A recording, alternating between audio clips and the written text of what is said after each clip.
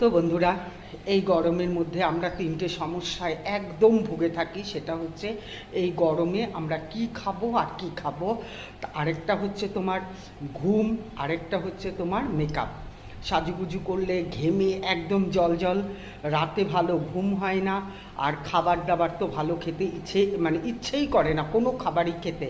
তো আমি সকালবেলাতে চিন্তা করলাম কি করা যায় কি করা যায়, তারপরে চলো কি করলাম তোমাদের সাথে শেয়ার করি।